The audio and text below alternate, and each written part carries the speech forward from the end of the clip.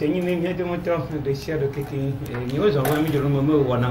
C'est le que nous on est pour connaître. Ne tu la noa mia to go bio era chira mubuka sama to asibu atumia do ina yi gasesia ga mencha wona mia ba mencha yona nya ba yi leke mia ne to go mo dwa yin ko ye mia viola a chonde e chogo dwa aba probe you to wonde daddy do kwa wonde daddy enyina vitwane akutumia mo do ocha nu ne wo daddy ye o yona adube edudwa edua me na godo nko edu eyina ke miocha leke mia ne to go dwa yin kwa yemo susu eyenia de nyo zon ke va mi dunu mo wona ma nka tutu nti mi ja dengle do bio ebia nyento mi nye ni choko sira be mi nya be nyamu dukrola e fo so nya singbe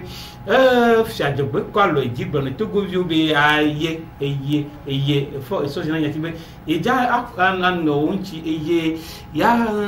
akpede de ke dukwa mo enu no ro eye anu adufia eye akpro du akakara na po maton le ke ye enu yiru yi choma mi anoji enani ezane mi jola akpamaja mi nyang yerebe 27 avril cha vivo 1er mai cha vivo le que corona mo nyo le nodo eye de ke ye nya awene le ke ye du kwa kin no ke blo eye o va ko do jesibe so jawo mo wona do wa webe so jawo ta to wa o dojo le ICP ji o cha mo bo troso dado wanu leke no idua me kumyo menno akpamaje makawa no entinye wala be apoto akaji komla e ko debe ye apoto kruse wa me via kwata ye le gbanye e bia kenyo chan nya di hajipi ne mia choku yo jaro mia no nyama dipun komwaji ne mia azondo ke mi plondo nyato yo zongo yo apo to oli leke haji leke mi chagwe ni ando apene mawo ajiro mi chi betode be bo mama ndire ya kekia mesia me fon mo fon yere mesia me fon amu chi vitode chon fon yo pa agno be ma mo popo ya be ntido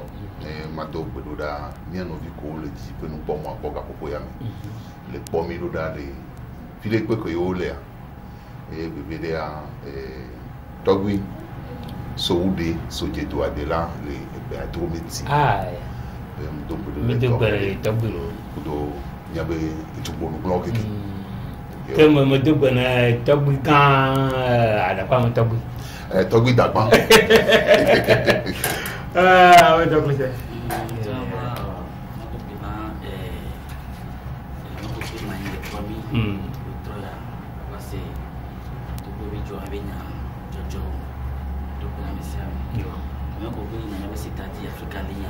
African League.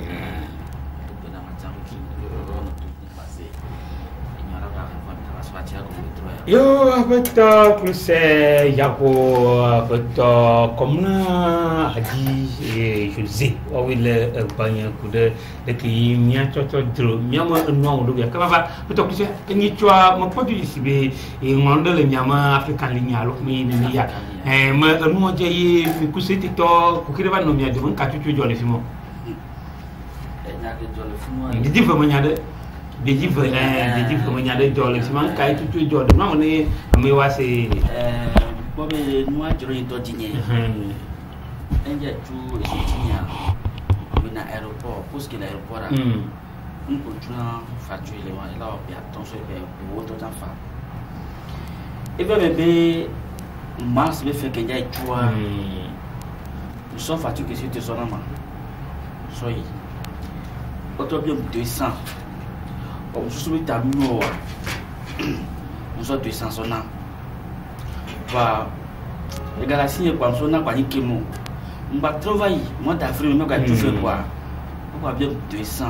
et bien on avait les 200 que béni les chou eux non be ils te n'ont souhaité des siato il béni chou à la sozonama et be n'yem chou à n'yem chou 200 wa yo la sozonam mais 200 de et gars que béni et le trembé et les ni frais d'encaissement avec bien cité va vraiment tout faire quoi ma tout impôt et il les ni frais d'encaissement quoi kafla Nanya cadeau de la mini. Qui doit rédaction nia. Bon, on va sembler peu vous. Voyez mon sointi. Mais au des tasses de deux filles, des tasses d'encaissement. Nous sommes tout fait quoi à tout 200. Il y a trop côté. Il y a trop cette facture. Il y a trop côté na be amigo la c'est-à-dire parce que mais les tout impôt souvent on le frais d'entretien 1500 entretien wa mais de vous de médiaton que quand ton et do oui 1500 on y a frais d'entretien mais tu ne chaque mois fifia éclairage public et moi et ce qu'on le maudit qui il fera des micro-là et ce qu'on comme mito na va il a quitté de là il a quitté de maudit il y a pas tout na fiano il y a pas tout na fiana souhaité kafla il y a trop de blé et ce dem de maudit en tout non va tout na fian ça et nous qui va de logo quoi mais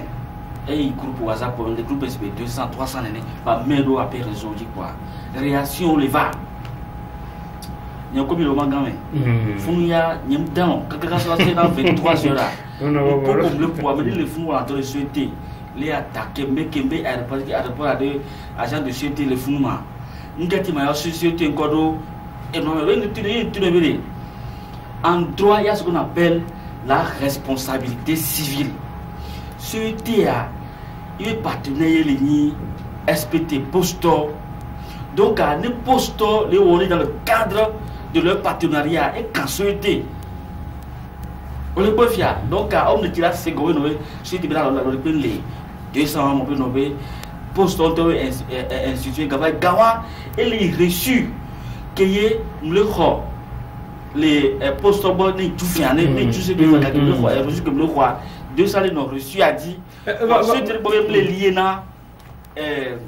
200 et bien bien c'est toi et bien non pour c'était il au nom de bon donc le fois il y a ndoko parce que une agente et l'autre le fumé ndoko confiance le dit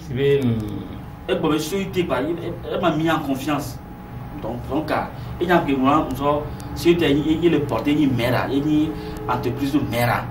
donc il est porté chapeau na souhaité il me semble article client va pas article au plus bon il y a moton il s'agit les bon voir et donc garder moi le menace à mon il y a une menace non kafla et des fonds mais il y a besoin de civil tout temps mais kafla nous le leur menace mais mai de coucou mai pas mais l'équipe non écoutez 200 francs sur point quand on tient les tuer et les vim état il est conjoint mais quand même la question c'est pas non plus 200 il y a des trucs qui va doit ni ko va blesser mon dos donc il y a considérer de cas kundo ya nya ka c'est to va non c'est te clair regarder mais c'est va des communiquer tout mais les CB madame nous be 200 articles donc à nous les lier na yo be non be faut avant ba khonya wa disi voilà maintenant il y a les tout fait dans le cadre du paiement de notre facture de la société il est reçu que le roi 200 le noedi on le nomme frais d'encaissement kama ko munyo yo to yo na no de kaka frais d'encaissement pour tomo nous daraji o pobe il y avait hado to abe nous ko va rassembler nous boy so le kebedoa ma bioso CTV nkono to agbon VVDA et tu donnes to ke bona et to menu kuku ba kudo jidegbe ben san be nyan bo e ni ministre des mines on est l'un couvre nyan ti doa akpa wa do viviti vire na nyi to chan parce que ni be gars les factures a dit et au be nya ba tout voir le buka wa le taroti le nous comme be do le viviti mais espérer que kafla le port de nous mener nya be kapofo be nyan le Togo ye odenaga kafla no yo ami fifi yo wo ada kapofo blaton 30 secondes d'aller o nya fi be ka de ko de na ni munyo nyo ya bolingo me pomile émission na miabe wonao wale nkiki avale sengoa e va nyomia no via be a bendele jo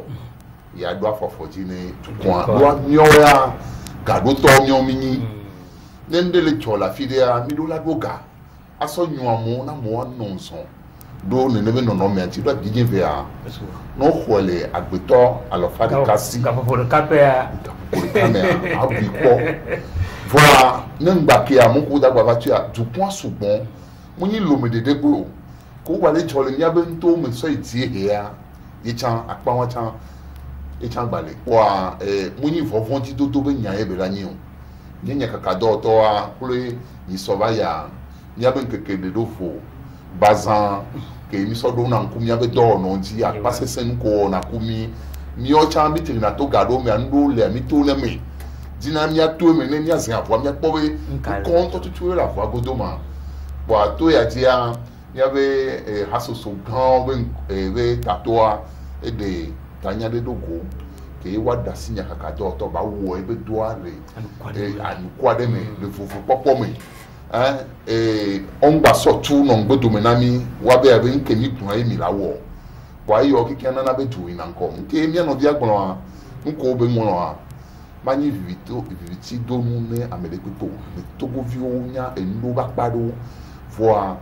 to mionya hakado to ti ayo po be ni era tin na me yo plotoa ne wadra pa mandolo de chapulo tancho no mo nya wa to esa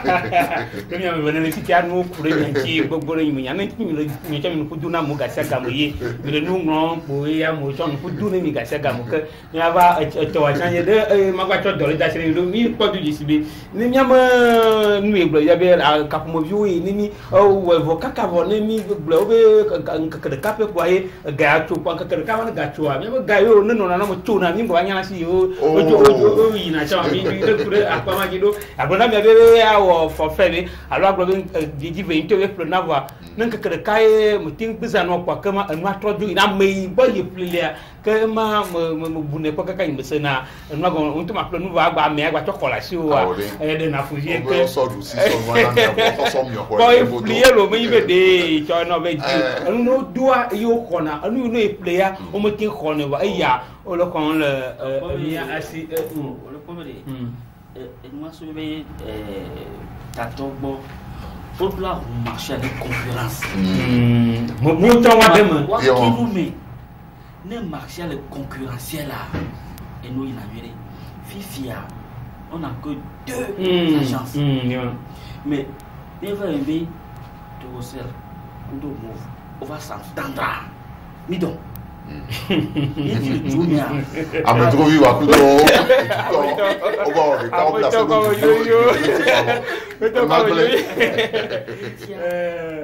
pression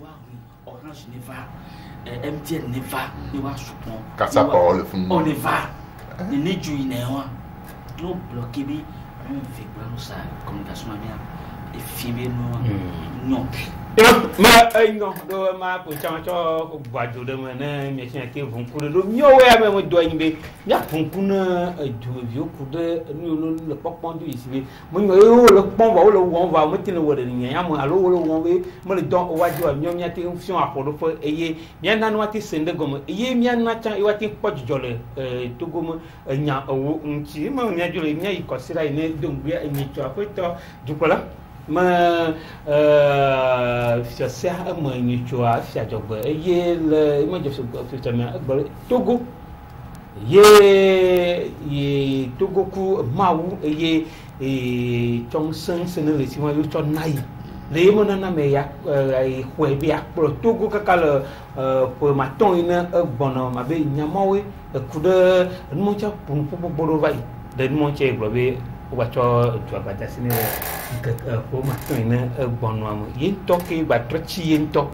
alo mo ne ya ame trochi ro pi ke ento ba trochi ro pi ma trova fo fofo Togo be tu proto o resources na nya sigbe ke ba che o ba so a che do asini de so consider gbe le nyambe lo ame ko no apo me babale a maintenant mandat 4e mandat qui est fort Nyasingbe le Dagbawa. Elle a ni mandat avec Kaflan. Et pour tout doit tamer. Na me la no me nevire. Nenyi peye to mu jaye yebe hia dodo. To yimbo do menuele po nuo a. Et pour tout doit tamer. Na me le Dagba no le ke 4 mandat me doa. On le veut que yo datu proto va quoi le 22 février va y voir. Quand il va donner et peut être et ne gomme et après toi à quoi me quand je me le beignon quand un boy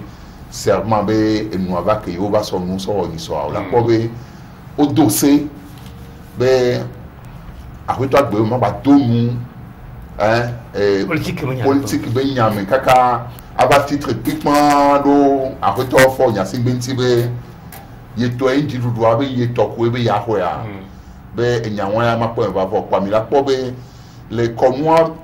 wo gbe eso enwa consider gbe won la po be après toi Abutu Asuma que le ni co conditionnel be etatoa ou allusion do ekpaja opera ekpaja doda ameyo la titre atua forte adukwa tame ne du ploto abe yebe 4 mandat be ma wela yinko be akọ abe yo ayo ebutia e wa allusion le ba me mu kan pe kenele amiase o ni ba me akemu te gbon le be nya ebe de ne ba fo a be kama la po amole ebe moji opera wa esi zoro moji ne dynamique poto ba mo ba ye on eye akpa vegon ke pacha mbidia président de la cour constitutionnelle là maglobe yebe cellule de communication mu otonyero yemunyane du proto antocha be cellule de communication cha yecha le au courant ne ça dit vous dadawan que ye cour constitutionnelle be président lo akoto Abutu Asuma wo ni so e gomenyi be nko yona be éloge a doa melodi a kafua me a sipolina me a wuye ina me be wonu ya deke a mleti makloba hôpital Saint-Pélégrin que ye togo du proto a dokpe guna o le be que ye mi le edole kwide va ton nya di le hiya me que ye o dankoro jibe COVID-19 alors coronavirus wale ke be doya e hunkuna duro be kafran le lamesin ba kpati be nyogboa ke be nyibe doyopo mu le wagbo le ke tututu o otebi eduro so consider ve o tu konji eduro so consider ton eduro so otribeka o tu konji sondo changba le politi pe nu pomo dia le nyama Africa be tude me a o so otribeka o tu konji vo ne le ke be do le ki abenya konji po wa tu le ki de kabe a doa gaele nti e ya mo le nti o tu chamu ya adobo hoyo ne yo zen vo kwa ya to ba gben ele kwere kwa Akoto Abutu Asuma e wu ye yi ne tu ploto agbon be Saint-Pélégrin be konti be mo le évoluer be e do le de afokudo no awore mi popo fondation to chambe ji ore Akoto Abutu Asuma te pe avec Paul que chantier aller évoluer doa et là ton be cellule de communication ba mo e do to pour to la don mo da be militi be mia wonde du ploto da fi ajogbe wa mi di nya so projet won be nya so to no amen mi nya so nku vive po no anyi to e mate yi o ne mi ve po ya kama nku vi nyewa ne mi va gbon ya mi meuble mu e ya ne mi so nya wa dare le serment be ga mi gbon ya amo ma sunyu amo ma sayi manga ngoli me na mi ko abo be ni ade ke ya me o le gbon be mu sobo nu an ko wo yi so ya Akoto Abutu Asuma gbon yi so ya e dagba kan de ke ne be enya ndo la gen ne le eto wa mo ima ndo la gen ne le to mamu oh nya de la sika karo donc be que 2005 après ya de makoa le radio France Internationale il le plombé le dernier dictateur africain est mort que des films et il y a des dictateur est venu et au 38 ans il va se mettre et fiatan doli wa beto sur beaucoup gamin au lieu de 500 tout autour de 1100. Bon, qui vient d'Ahoya, à Mobakou souvent, 3 mandats qui vont vailler. Nous sommes de Goviodi, nous pas de vidéos qui ont coulé d'Apango, tu as toujours les jours là, pour nous, job.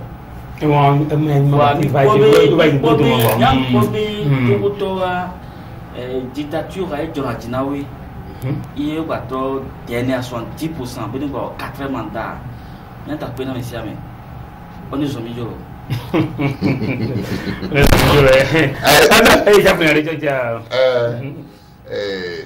Dis-moi, à votre procès. Parce que tu vis pour les niams. Oh, mais tu biure, il y a le blois, il y a un noyer, ne enyadele timino ejibe agbonwa sokulo nloko sonku le po le analyser nti aba na be garo me mo ngba te wa ko no wa chan mundra na ndo wada ame o le project wa kafna ogun aba chi de kan wona ko eye o chan wa be susu nu popo aba son yo ti o le won enyabe nyanya kakado to ame o le project ame o le nko ni jo igbe a o to hona nyado le miasi so tra na wa go do ni alo anyi ma do ne bro mi le yo atin to dra ndo yi do nyakado to nyewe nyin nse ne gwana du de sia de ye wa to nyawo chamunya akjana ameyo le project no atin to dra ndo do le to aiwa akpawa mille liberté journée internationale de la liberté de la presse de moi-même ne kin boy masogbe na wa ma oyoyo na ameyo le protocole betwa be nyakakado to bitukine pe mu lo si bebele keye kaflan ne ni po mi abe pobile to le awubalome alo do awu ye poye amedo le kasen le fun pe gbon be abe obe soja vi on to ani nkente wono o ma ye soja o che na kan di ma oyoyo ni mi abe ejun kono to be le ye gbadagbon pobile to le ko le fufufu do a o cha be fitukine pe mulo mi o mi mu yo no be soja vi o les forces de l'ordre et de sécurité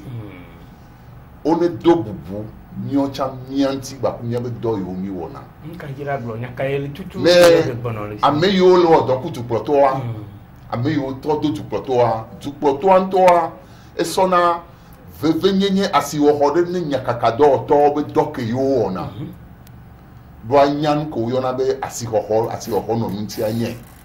ame yo ne to do ya wo to ni nye ne ya ne wana be nyakakado to wa tefunu o wa be do ame yo to do jupo to yo na mi o be les petits journalistes do nti be ma o yo no to mi abe mo ya chilifi ya no anya be ne kan le ke yin kakado to ale ro e koko ele poporo nyonu vi benyi o nyonu kan benyi o nyakakado to a nyakakado to yi nka nu ko ye mi le won nu ko mi le gbon nenyi be o le ji pe nu po mo agbo e nya yo ton gbele fe to no wa oni chite no ave na res e konti no wa nu si o ngbado to nyakeju pro to na no wa be amede ngba wa gbon be le petit journaliste là be nko lo no ma a o jupo to renvoyer na o be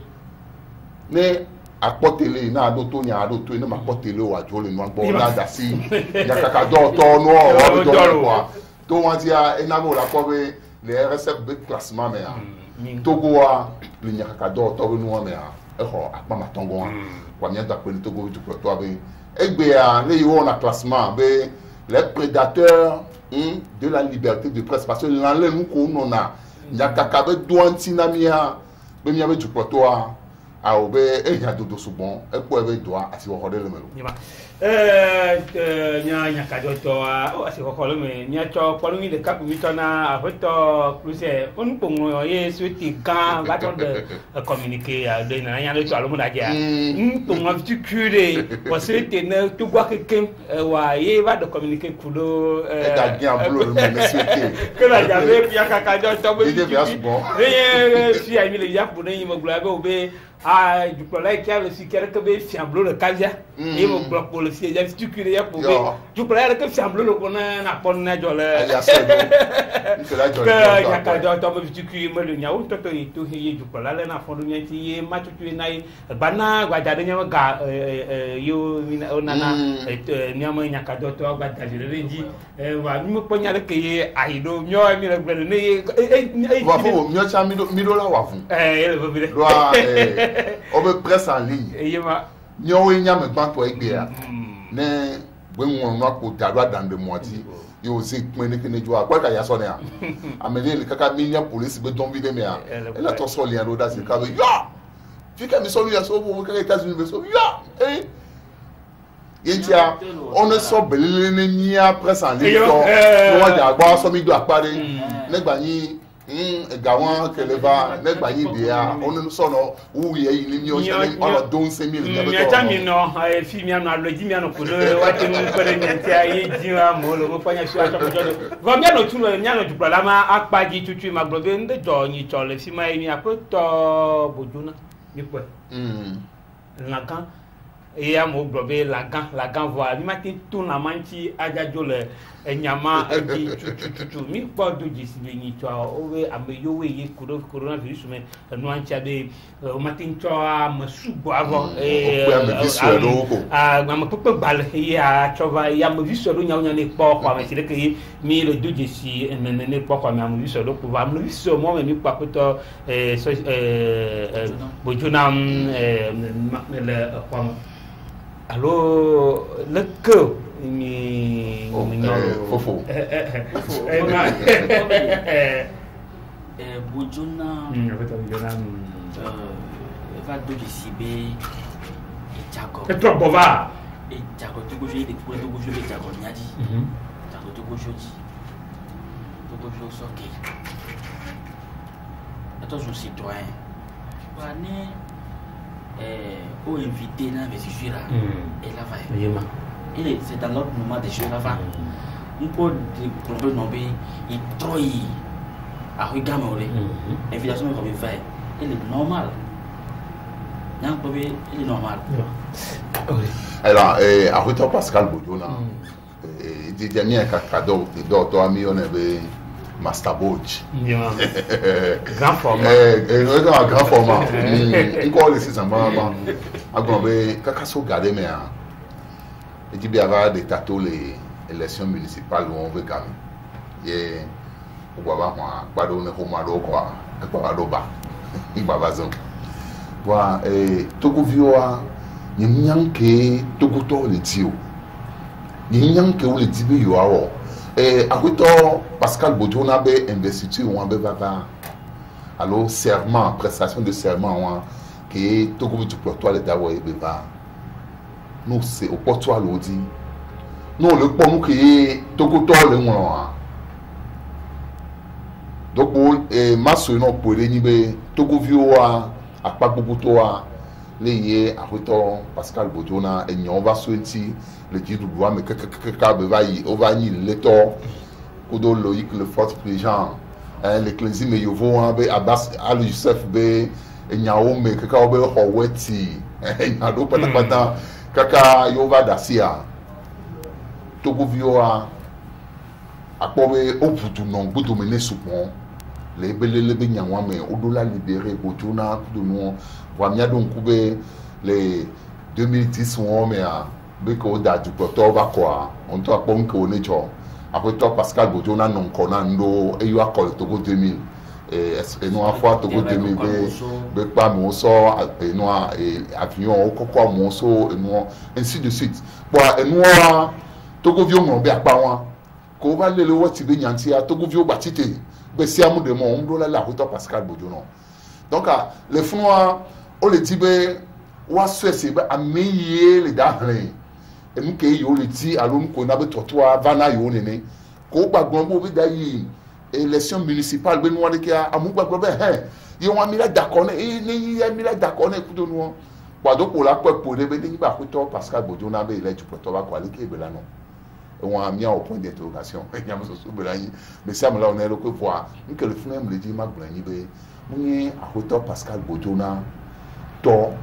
be fun vava et le Togo vio ka le volo que le Togo vio tibe baba le kebe cérémonie avec tes pots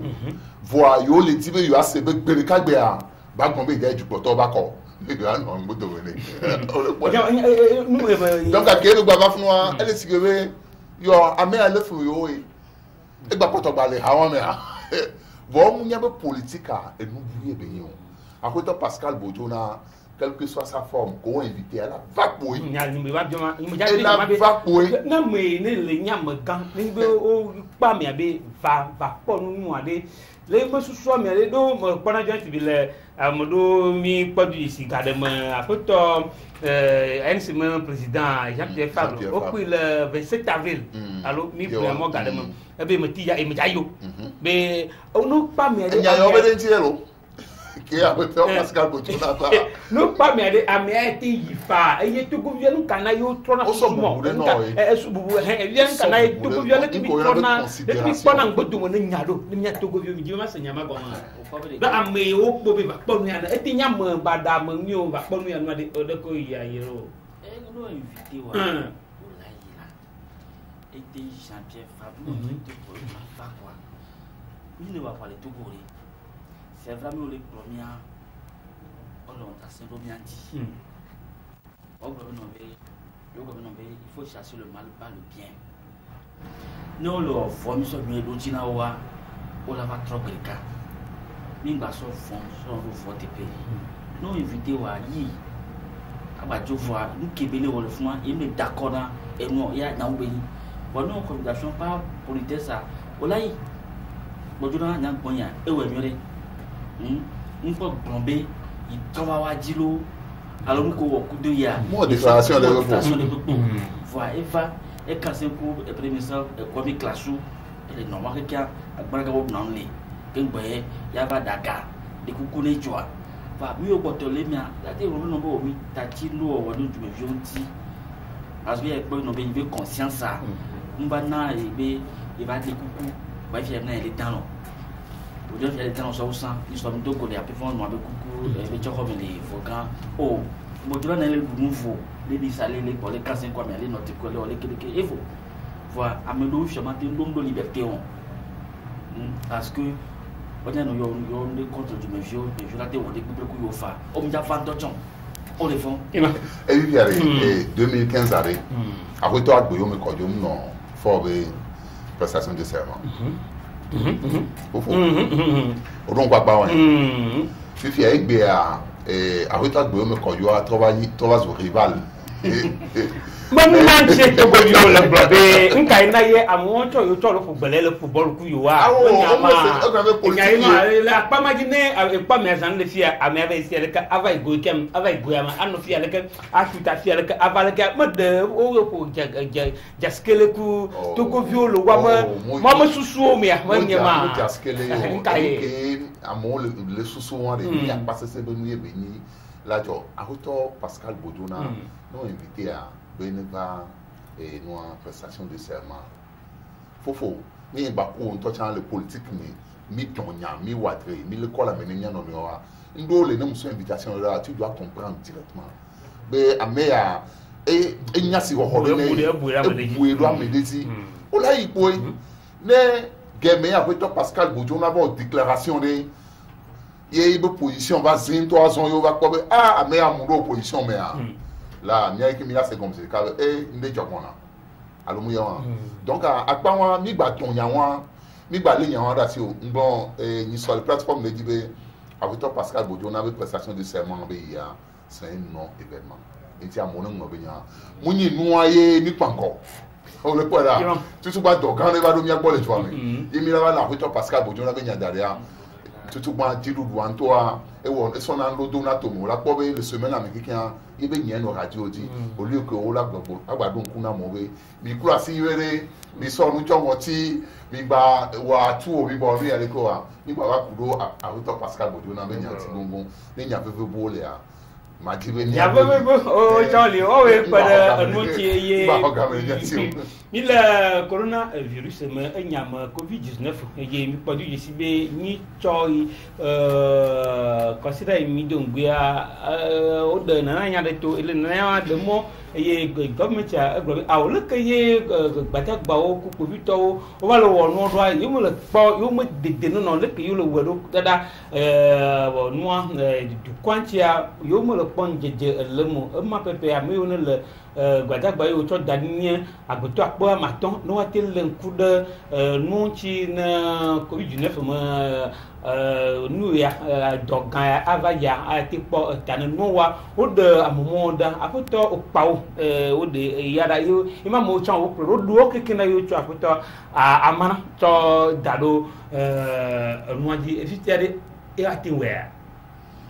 po be de no be couvre-feu sanitaire, expression sanitaire que les Founois de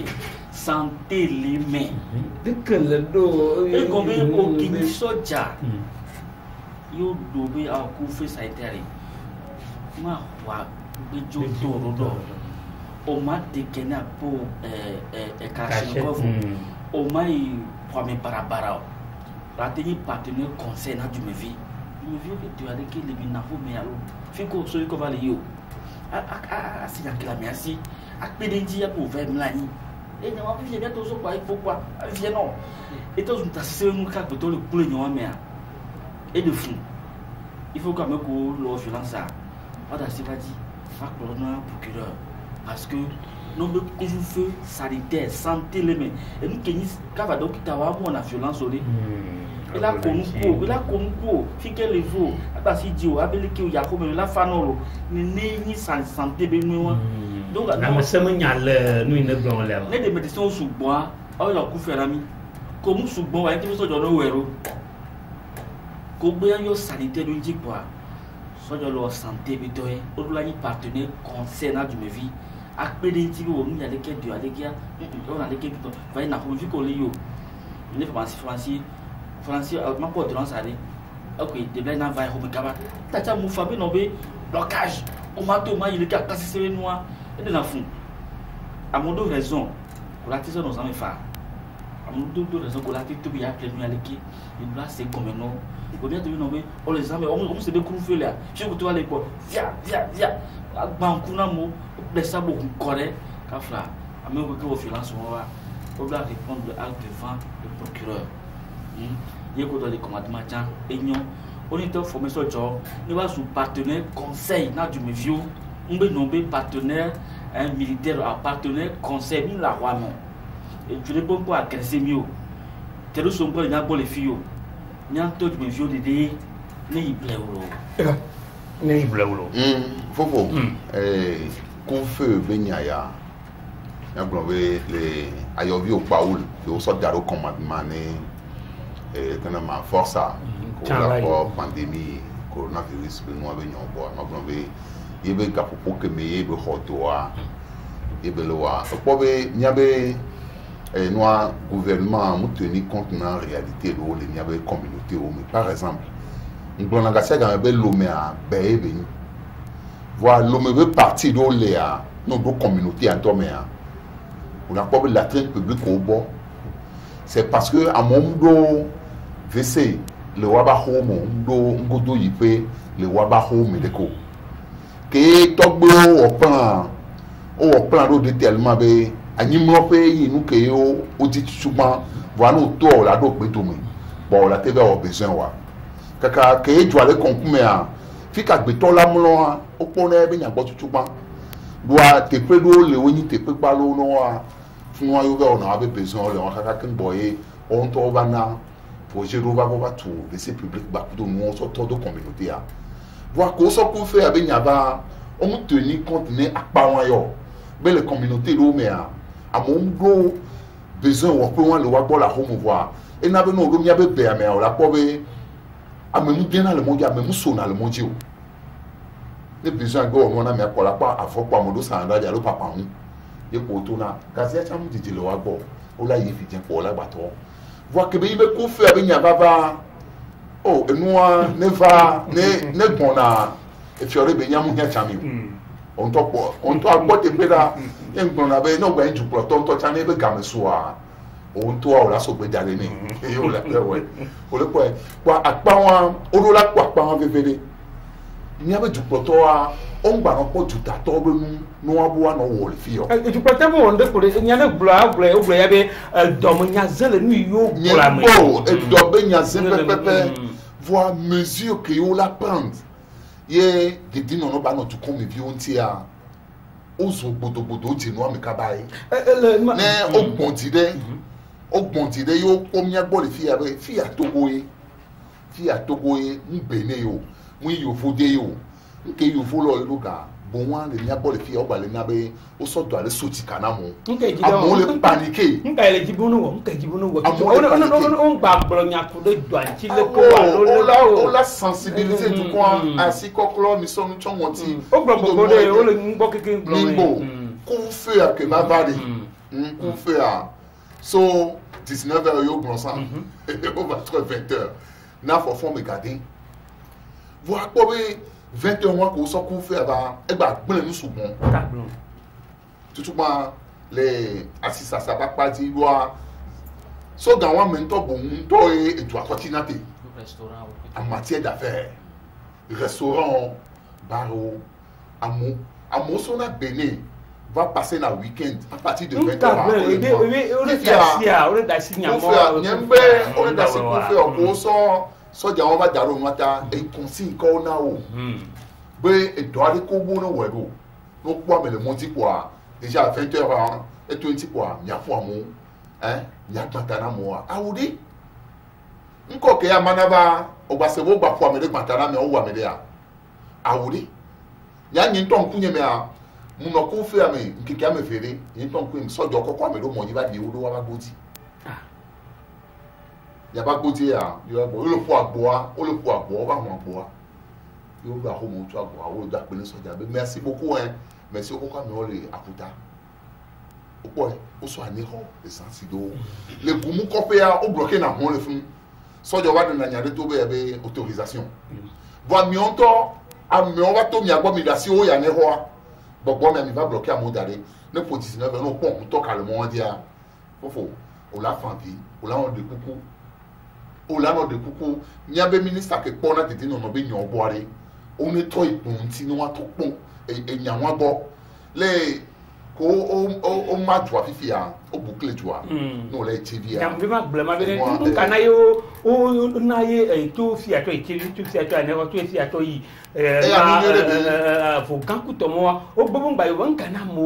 o gba da sha mo le ile gbogbo awo enu nye le be yin o la boucle mo le ile gbogbo wa nu ke le gboro ale nu wa me a ehun ke la so asibenu aka ebli molu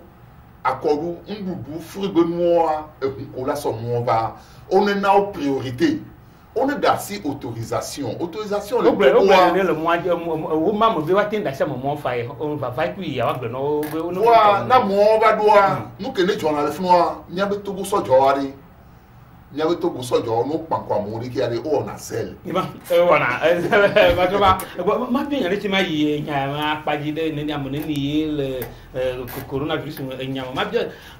so jawade o tuturu do igbo ya be soja me o na o va odula ni ameyi watin ablamu do akutomo tuturu ma o tin we na soja o tin lo tin brono bo o va mame o tin wo tuturu wa do tuturu ya le fofide na soja o jan ne watin we ti atin ame o ko tuturu ye o brono be mi va wonde va ame soja o nya to pa fi va de nya ko so nya ni to de to ni possible ono chuchudo lo doantio nipo doanto fa twam o mo no mi ba o fu sanite nyato de so jawa kafla violence aller la meno beaucoup il y a des gamins no be krufe a c'est de tirer sur tout ce qui bouge et dans ce melo tout ce qui bouge on tire vous voyez il y a un bail no be couvre-feu sanitaire ngwa etama zo la yo so jo anao chuchudo au moins 2-3 jours mais les domi muni be mi ai poamede mi ai datwamede mi ai oleko avec ça il pour gagner il a ya comme na me lo ka fo poto les amia il a bionya fiko so fiko vali yo nke joro tio no pa me ko ka me ko e tonya wa tati bayi wa de ne bene ba kwekia il a demandé à l'équipe il faut dire amende benya benya la on bi violence amende on l'a tout fait amende à fille into chain on l'a tout so 50 000 so 500 000 tu m'as amendé à moi tu violence wa agba prise na awo so nke kia me we aton na otri de ka voilà comment ado moyen règlement violence ya mignon et les blâmables a fait des pays on doit la violenter citoyen. Au contraire, nous sommes déjà violer. Bon, on l'a photographié à amender. Mais voilà, à un moment, à mon soldat, bataille bon le populateur le et il y a quelqu'un au bon obédi, couvre-feu. Ouais, on me souvient, couvre-feu. Et des nuits, le wama, nous en romain, couvre-feu, on y a une pour sanitaire, ne brûle que n'a me semé yawa. Au bon obédi, ni sanitaire, on a me semé yawa pour le couvre-feu. A ti we, mo to mo le ma jo. No adene ame wona ho e brana bo ne ve wa. E yo lo wo me. Ne mo ba brana be de doma akpade le le kan ati to ku yo re. Ame wo lo wo do wo ne ni ya bra. Ba ku fo lo. Élection Gamon. 91 me on te nya me ku fo. Oh ya ku fo ya. O yo ai ko idi na no. Mama ko be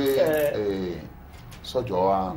ego mi abe tu anto chuchuma akoda de na be bim se préparer mieux de cabo si belo ko le bon chuchu do be nya won ne et doit valer accord be tratra do be yi won me mi le sekeken voir que be ni be accord be nya le tomea opo e won yi fefe to wa o le po na bo on na otutu do lo voilà ye on na otutu do ni bo da d'accord yo so na fosep be sojo oui na formation on a séminaire ou atelier on a nani on a nous kika on a notion beaucoup to et yo so couvrir na campagne kudo élection les ya me a nous va soja on ke ko ba te kale nous va pas patapata de on a consigne on do tant et on le voilà et nous e be et nous on pour le alodo nous tonti de quelque plan de nya gbo wa be do na raison on le voilà. Tu vois le bec, mi do jesibe le tugwa o le doigt le nana mi a goto le fa le kabla vovo ton ye nyan popu ya dia me ponya yo na gbato politi o wo we o na mi se le politi a le ulu ni alo ba le po be de tugu bi nyare nka na le yine ne o mo je nyana mo ja do ko nche ma nka ina ye doa nya be doa amo ngba le won ma si de ko le fo de doa tin to ya mo le blanu ku to mo wa mi me le pono no va doa mi pom du sibi ti se doa do le ye ka kle mi ale yi to wu di nyare lu ke ja ko so wa ri e doa ri ele mi aboy body fever mais à me le va condi les 111 beaucoup de la romelo soigner donc nyawa ne do amia tama ou non les radio comme voici azithromycine ou de chloroquine côté je vais la commander chloroquine en quantité importante à commander azithromycine moi à mon avis bien sûr préventif au lieu de chine coude noir tisane noire Madagascar, moi, tisane noire à mon nuit à titre préventif les chines les jomé chloroquine nano ifansia on ya sana même azithromycine ça ma plaignit soir pour le nommer loi ordonnance médicale on sait namo va pour le nommer le do signe de se prévenir au milieu c'est namo chloroquine est bon non il faut que je vais commander nous une information en quantité suffisante donc on dit quoi là à moitié préventif et moi je vais y confrère à blanc voilà que là quand nous devons arriver au lac double avec sensibilisation on ne sort donner mairie il y a des maires le roi de commune parce que à moi il doit avoir la commune o bateau na garo me ko no bateau o ba le copager toi les étoiles on est en sensibilisation porte à porte no be o la se poli o ba porte à fifian ni pour ko wonia ye o sona ko a be volontaire o sona se décriba mo o tourna home o la se apporter na de bio no ke wo yo mate to a home la wo test wa na mo ka ba yo ya nkayo yo mate to a home awo jitu poma alo kem le wasi wa alo mate mo ya namo kaka abayo mabe nyama avivinu mo jakpena Christian ya ye comme là radi o no banya kaka de wala be akpene nyande mo to de shade we eno nyanche ya me o chan lentinye ye wana ko na no tata o le va banya mo jakpena o chan mo jakpena nyame o chan le nyanchi e mi bomi kaka wa do no wala be ni kunyo mo godo do e ba izan de ke mi ta bangi do. Au revoir.